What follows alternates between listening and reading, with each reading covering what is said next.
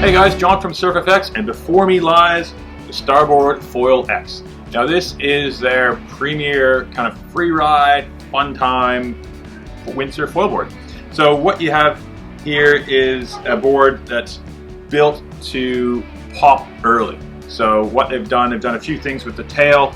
You can see very channeled, the channels start up here and start reducing that tail volume here so you can easily sink it to just quickly pop up onto the foil. Really nice shape, very boxy to keep it as compact as possible. They really wanted this board to be something that you can just easily put in the back of your car, and they really made it for small sails. Like even the biggest one, the 145, they recommend an 8 meter at max, but most of the guys will be riding this with like a 5 or a 6. Now they've done a bunch of stuff to make it way more free ride friendly and much more beginner friendly too in the same light.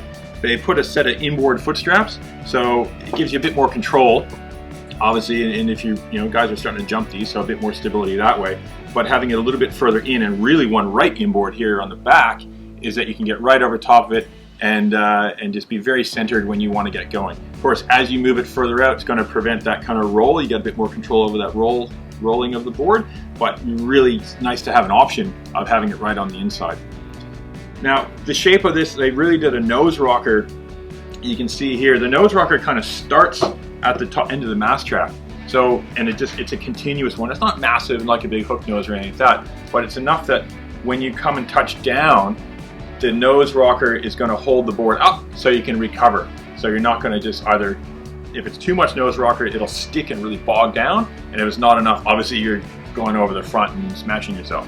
So really nice that they kind of designed this from the ground up to be fun, free ride foil board as opposed to like a full-on race board. Size-wise, there's a 105. Here you got the 125, and then there's a 145. Now the 145, that's our biggest seller. It's super easy to uphaul because it's 145. It's plenty of volume, and it really lets you get going on a small sail in light winds with a good size foil.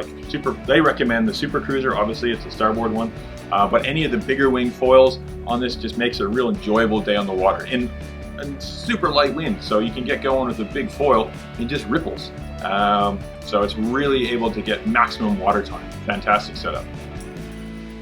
Constructions, you got two choices. You have the wood sandwich like we have in front of us here, and then behind me here you can see I got the Starlight. The wood sandwich is a timber laminate sandwich construction top and bottom with actually uses Australian pine. It's pretty cool top and bottom. The Starlight uses a sandwich but also uses a Carbon and Negra rail setup, which is pretty cool on their cheaper construction. So pretty nice to see that come through.